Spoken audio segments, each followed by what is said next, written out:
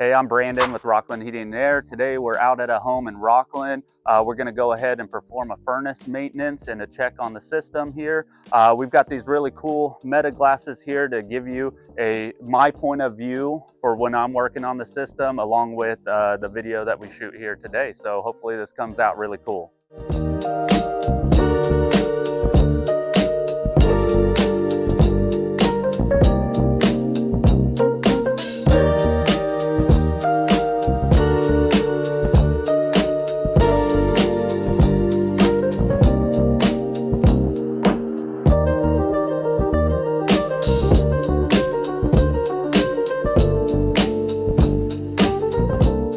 On our initial inspection here, we noticed some condensation down here inside the furnace cabinet, which looked like it was coming from this little spot here on this hose clamp. We're going to go ahead and see if we can't move some of this and get this to seat on there properly to take care of that.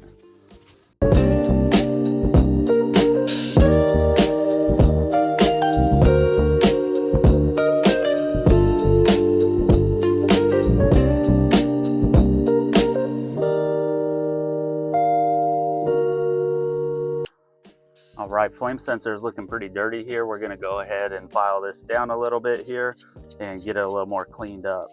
This is what senses the flame and keeps that furnace running. Very common problem to get dirty here.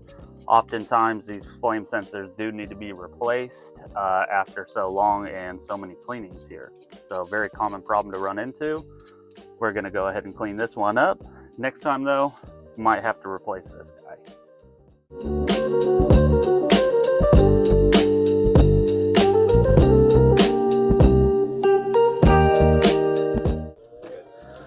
All right, so we've got our gas manometer set up right now. We're gonna go ahead and verify the gas pressure is good. Everything else is so far has been checking out good, other than that water leak so far. And yeah, we'll let it run and make sure gas pressure is right where it needs to be.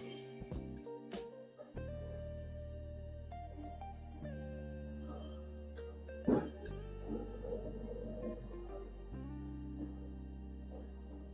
at that, pretty spot on right now. We want it anywhere between 3.2 and 3.5. So we're right where we need to be. We're going to go ahead and verify our temperature split as well and make sure everything's dialed.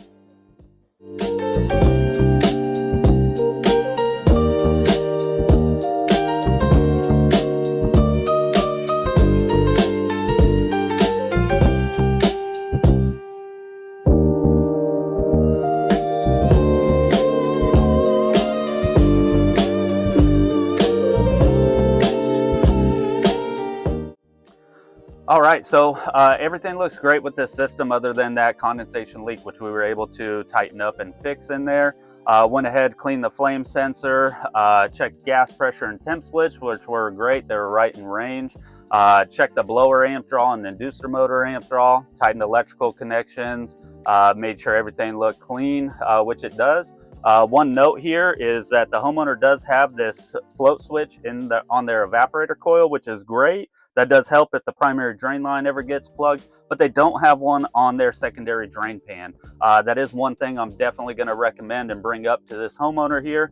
If that water leak or any other water leak gets any worse, it can fill up this secondary drain pan and come outside of that pan, which can cause some serious problems. So having something like a simple float switch can definitely save a lot more down the road.